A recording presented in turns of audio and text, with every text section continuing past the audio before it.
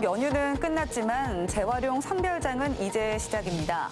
평소보다 2배 가까이 작업량이 늘어난 데다 분리배출도 제대로 이루어지지 않아 선별 작업에 애를 먹고 있습니다. 충북의 4년제 대학 수시 모집 평균 경쟁률이 지난해보다 대체로 상승했습니다. 의대를 비롯한 메디컬 분야 강세가 이어졌고 임용절벽에 놓인 청주교대는 경쟁률이 오히려 상승했습니다. 충주의 옛 조선식산은행이 복원공사를 마친 지 1년이 다 됐지만 아직 활용 방안을 찾지 못하고 있습니다. 시의회가 항일 승전 기념관으로 활용하자고 제안하자 시민단체가 강력 반발하고 나섰습니다.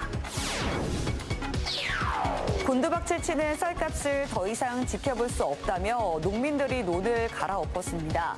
유례 없는 쌀값 하락에 항의하고 쌀 수입 전면 금지를 요구하기 위해서입니다. 여러분 안녕하십니까. CJB 8시 뉴스 시작합니다. 긴 추석 연휴가 끝나고 집집마다 배출한 쓰레기에 재활용 선별장이 아닌 쓰레기장이라고 해도 과언이 아닌 상태가 됐습니다. 하루 처리 용량을 넘어섰을 뿐만 아니라 제대로 분류하지 않고 버린 재활용품도 많아 선별 작업에 애를 먹고 있습니다. 김세희 기자입니다. 재활용 쓰레기를 가득 실은 차량들이 쉴 새 없이 선별장으로 들어옵니다. 적시장은 배달 용기부터 스티로폼, 선물 포장 상자 등이 뒤엉켜 이른 아침부터 산더미가 됐습니다. 추석 연휴가 끝난 첫날 하루 수거한 재활용 쓰레기 양만 80톤. 청주시 재활용 선별장이 하루에 처리할 수 있는 용량인 50톤을 훌쩍 넘겼습니다. 평소보다 2배 가까이 작업량이 늘어나면서 선별시설 직원들은 주말까지도 연장 근무를 해야 하는 실정입니다. 오늘 같은 경우는 뭐 정신 못 차려요. 다 아마 못 할 거예요. 내일까지 하고 모레까지 하고 다음 주까지 분리가 각 가정부터 분리배출도 제대로 이루어지지 않다 보니 선별 작업도 만만치 않습니다. 배달 용기에 음식물 쓰레기가 그대로 남아있는가 하면 일반 쓰레기와 뒤엉켜 있어 일일이 손으로 가려내야 해 속도가 더디기만 합니다. 전자제품 같은 것도 너무 많이 나오고 음식물이 그냥 통에다 그냥 나와요. 그러니까 그런 게 너무 어려워요. 악취가 나고 막 그래서. 이렇게 반입된 쓰레기 가운데 3분의 1 가까이는 재활용할 수 없다는 것도 문제입니다. 시민들의 비양심, 제대로 되지 않은 분리배출로 올해도 청주시에서는 7억 원의 예산을 낭비해가며 쓰레기를 처리하고 있습니다. CJB 김세희입니다. 4년제 대학의 2025학년도 수시 모집 원서 접수 마감 결과 지역 대학들의 평균 경쟁률이 지난해보다 대체로 상승했습니다. 의대를 비롯한 메디컬 분야의 강세가 이어졌고 임용 절벽에 놓인 청주교대는 경쟁률이 오히려 상승했습니다. 또 항공운항학과를 비롯해 진로 전망이 밝은 곳에 지원자가 몰렸습니다. 조상우 기자입니다. 2025학년도 대입 수시 모집에서 지역의예과 지역인재 전형에 예상대로 충청권 수험생들이 대거 몰렸습니다. 충북대 의예과는 지역인재 35명 모집에 732명이 지원해 평균 20.9대 1의 비수도권 최고 경쟁률을 기록했습니다. 건국대 글로컬 캠퍼스는 44명 모집에 578명이 몰려 13.1대 1의 경쟁률을 나타냈습니다. 충북대 약학과는 학생부 종합 1전형에서 40대 1을 넘는 경쟁률을 기록하는 등 메디컬 분야 강세는 올해도 계속됐습니다. 충북대는 전체 경쟁률도 껑충 뛰었습니다. 충북대 수시 경쟁률은 평균 11.1대 1로 지난해보다 크게 상승했는데요. 충북 지역 다른 대학들도 경쟁률이 올랐습니다. 이는 올해 수능 응시자가 전국적으로 지난해보다 18,000여 명 증가하는 것이 기본 배경이 된 것으로 분석되고 있습니다. 초등교사 임용 절벽으로 청주 교대 경쟁률도 관심을 모았는데 막상 뚜껑을 열고 보니 7.9대 1로 지난해 6.3대 1보다 입학 문턱이 높아졌습니다. 학생부 종합에 전국 단위 모집에 지원자가 대거 몰렸기 때문입니다.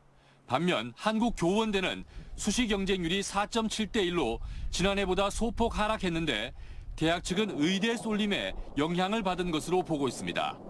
청주대는 전통적인 예술대학 강세 속에 항공운항학과 경쟁률이 13.2대 1로 지난해 3.8대 1에서 수직 상승했습니다. 코로나 팬데믹이 끝나 항공 수요가 크게 증가한 가운데 굵직한 국가사업 획득이 큰 영향을 끼친 것으로 분석됩니다. 저희 학교가 공군 ROTC가 됐습니다. 공군 ROTC가 돼서 공군 조종사로 갈 수 있는 이유가 가장 큰 이유가 된 것 같고요. 항공우주 부트캠프 사업에 대해서 학생들에게 장학금을 수여할 수 있는 기회가 많아져서 서원대는 뷰티와 웹툰 콘텐츠, 항공관광, 레저 스포츠 등 MZ세대 기호에 맞춘 학과들이 10대 1 이상의 높은 경쟁률을 보였습니다. CJB 조상우입니다. 충청북도 교육청은 학습 결손을 조기에 발견해 학습 지원을 하기 위해 9월 기초학력 진단 집중 기간을 운영 중이라고 밝혔습니다. 도내 교사들이 직접 개발한 기초학력 진단 검사는 1학기 교육과정 최소한의 성취 기준에 기반한 내용으로 대상은 초등학교 1학년부터 고등학교 1학년까지 전체 학생입니다. 기초학력 진단 검사는 충북형 교수학습 플랫폼인 다채움을 통해 온라인으로 문항을 확인하고 답안을 제출하는 방식으로 진행됩니다. 일제 수탈의 상징이었던 옛 조선식산은행이 복원공사를 마친 지 1년이 다 되도록 활용 방안을 찾지 못해 논란입니다. 충주시 의회가 항일 승전 기념관으로 활용하자고 제안하자 시민단체에서 항일 투쟁의 역사와 독립운동가를 모욕하는 발상이라며 강력히 반발하고 나섰습니다. 이윤영 기자의 보도입니다. 충주시 한 복판에 자리 잡은 옛 조선식산은행 충주지점. 일제강점기인 1933년에 건립돼 충주와 인근 지역 수탈의 근거지가 됐습니다. 해방 이후 민간에서 가구점으로 사용되던 것을 충주시가 2015년 7억 원에 매입했습니다. 복원과 철거를 놓고 갑론을박을 벌이다 결국 2017년 충주 지역 최초의 등록문화재로 지정되며 복원의 길을 걷게 됐습니다. 지난해 23억 원의 예산을 들여 준공됐지만 1년이 다 되도록 아직까지 구체적인 활용 방안을 찾지 못하고 있습니다. 연극이나 공연 무대로 몇 차례 사용된 게 전부일 뿐 문이 굳게 닫힌 채 출입이 통제돼 있습니다. 이에 충주시 의회가 조선식산은행을 충주의 항일운동과 승전자료 기념관으로 활용할 것을 제안했습니다. 식산은행 건물에 항일자료와 승전자료를 전시한다면 학생들의 사능교육장으로 각광받을 것이며 충주 시민들의 자부심을 높이는 것은 물론 외지인들에게는 충주의 위상이 한층 더 높아질 것입니다. 하지만 시민단체가 강력 반발하고 나섰습니다. 식민 지배와 수탈의 상징적인 장소를 항일 기념관으로 만들자는 것은 항일 투쟁의 역사와 독립운동가들을 모욕하는 처사라는 주장입니다. 독립운동과 관련된 이런 거는 새로운 건물을 만들어서 걷다 하는 것이 맞는 것이지 이런 일제잔재했다가 그런 걸 하는 거는 있을 수 없는 것이고 역사를 모욕하는 거고 독립운동 하신 분들을 능멸하는 거 아닌가 하는. 복원이냐 철거냐를 놓고 논란을 빚었던 조선식산은행이 이번에는 활용 방안을 놓고 또다시 논란의 중심에 섰습니다. CJB 이윤영입니다. 결실의 계절인 가을, 청주 오송 들녘에서는 노랗게 익어가는 벼 알곡을 갈아엎는 성난 농심으로 가득했습니다. 곤두박질하는 쌀값 하락을 더 이상 지켜볼 수 없다며 지역 농민들이 들고 일어선 것입니다. 최현석 기자가 취재했습니다. 노랗게 익어가는 벼 알곡을 트랙터가 밟고 지나갑니다. 4,000제곱미터에 이르는 논이 순식간에 뭉개지며 빈터로 남습니다. 이 논은 6월 초에 모종을 심고 다음 달이면 수확을 앞두고 있었습니다. 애지중지 정성을 쏟은 벼를 갈아엎는 농심은 까맣게 타들어갑니다. 1년 내내 가뭄과 폭우, 지금 세상 이래 없는 폭염을 건디고 내일 모레면 수확을 앞둔 이 자식 같은 쌀을 갈아엎는다는 건 우리의 피 끓는 마음을 정부에 전달하기 위해서입니다. 수입쌀 중단하고 식량주권 확립하라! 지역 8개 농민단체 300여 명의 농민들이 일손을 놓고 들녘으로 나왔습니다.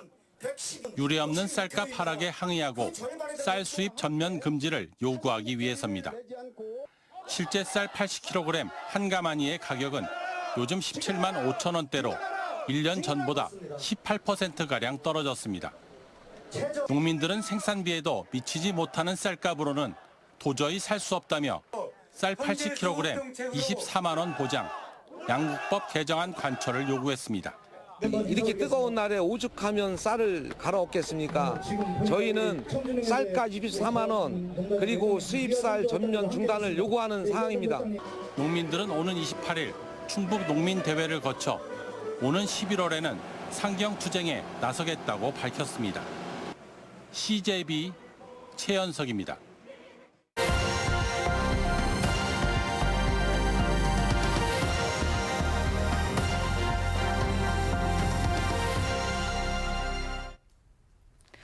조선시대 3대 누각 가운데 하나인 진주 촉성루는 그동안 국가지정 문화유산으로 지정되지 못했습니다. 원형 복원이 아니라는 게 이유였는데 이 복원 당시 구체적인 자료가 확인되면서 국가유산 지정에 청신호가 켜졌습니다. KNN 이태윤 기자가 취재했습니다. 고려시대에 만들어진 진주 촉성루는 6.25 전쟁 때 불타 없어졌다가 1960년 다시 지어졌습니다. 지난 2014년에는 국가지정 문화유산 지정을 추진했지만 실패했습니다. 원형 복원이 아니라는 게 이유였습니다. 원래 촉성루는 나무기둥 30개가 누각을 떠받치는 구조였지만 복원 과정에서 돌기둥으로 바뀌었습니다. 그러다 최근 국가기록원에서 당시 설계 도면과 마산의 화강석을 사용하라는 공사 계획서, 당대 최고의 문화재 복원 전문가였던 임찬 선생이 설계를 맡은 기록이 확인됐습니다. 목재에서 화강석으로 교체된 것이 문화유산에 대한 이해 부족 차원이 아니라 국가기관과 당대 최고의 전문가의 주관 아래 진행되었다는 사실을 입증하게 되었습니다. 지형적 특성과 습기로 인한 나무벌레, 그리고 뒤틀림 현상 등을 고려해 돌기둥으로 바뀐 것으로 추정됩니다. 재건 당시 촉성루의 복원 기준은 숭례문에도 비슷하게 적용됐는데 당시 촉성루의 복원 기준이 상당히 엄격했음을 보여줍니다. 진주시는 다음 달 전문가 학술 토론회도 열 예정입니다. 문화유산청에다가 국보 지정 신청을 금년 12월 말까지 마무리하는 스케줄로 지금 준비를 하고 있습니다. 진주시는 또 진주성을 방어했던 인공 도랑인 해자 일부를 복원하는 등 진주성 복원 사업도 추진할 계획입니다. KNN 이태훈입니다.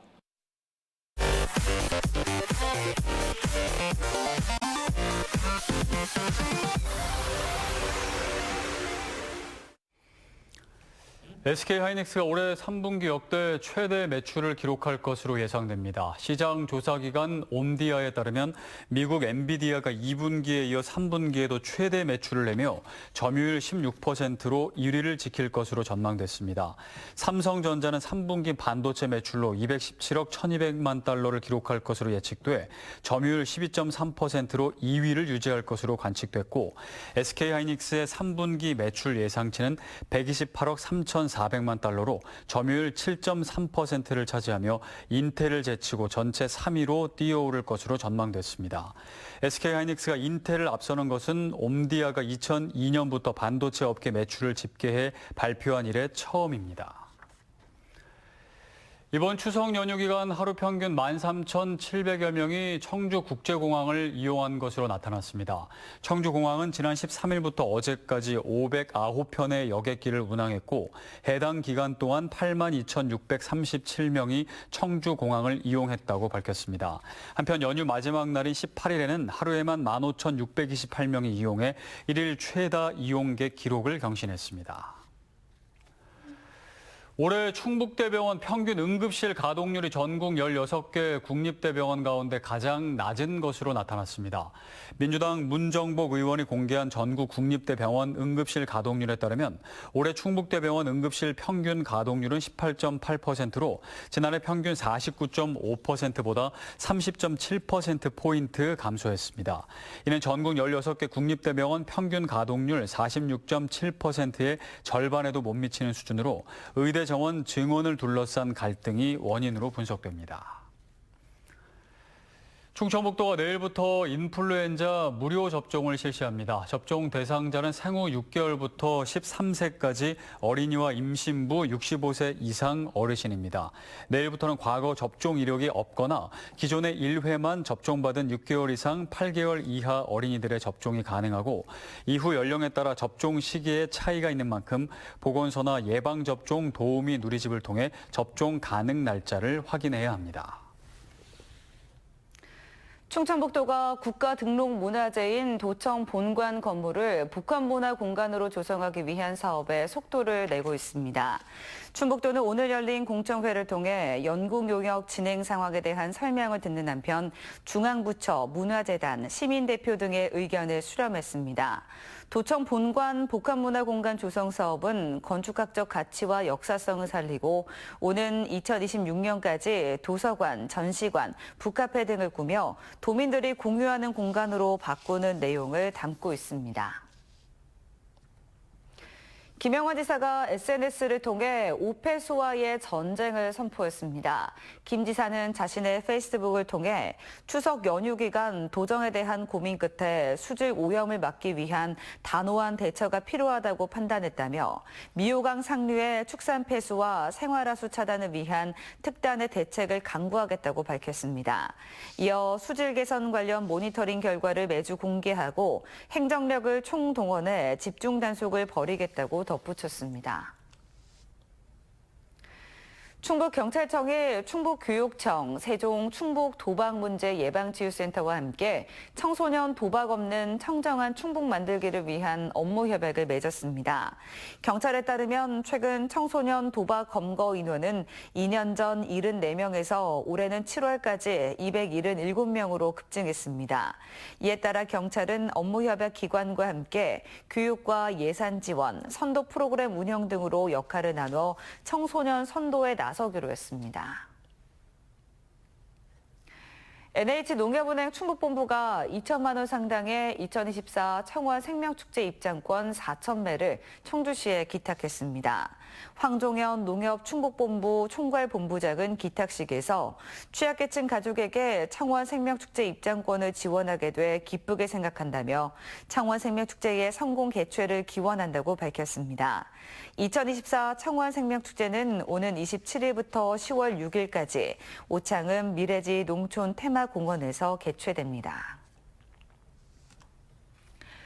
음성군이 올 들어 두 번째 추가 경정 예산안 9,382억 원을 편성해 의회에 제출했습니다. 1회 추경 대비 484억 원을 증액한 규모로 재난재해 예방 사업 48억 원, 금왕읍 농촌중심지 활성화 사업 30억 원 등 재난 안전과 현안 사업을 중심으로 편성했습니다. 추경 예산안은 오는 30일 의회 의결을 거쳐 최종 확정됩니다. 충주 드림파크 산업단지 조성을 위한 프로젝트 파이낸싱 PF 자금이 확보되면서 사업이 본 궤도에 오를 전망입니다. 충주시는 1,800억 원 규모의 PF 자금을 확보함에 따라 자금난으로 중단됐던 토지 보상을 재개하고 본격적인 착공 준비에 들어간다고 밝혔습니다. 충주 드림파크 산업단지는 충주시와 HDC 현대산업개발, 교보증권 등 5개 기업이 특수목적 법인을 설립해 중앙탄면 용전리 일대 170만 제곱미터의 대규모 산업단지를 2028년까지 조성하는 사업입니다. 네, 연휴가 길었던 만큼 후유증도 클 수 있는데요. 바로 풀어줘야 오래가지 않는다고 합니다. 수면 시간을 충분히 확보하되 기상 시간은 지키고 틈틈이 가벼운 운동으로 몸을 풀어주면 회복에 도움이 될 수 있습니다. 이상으로 CJB 8시 뉴스를 마칩니다. 시청해주신 여러분 고맙습니다.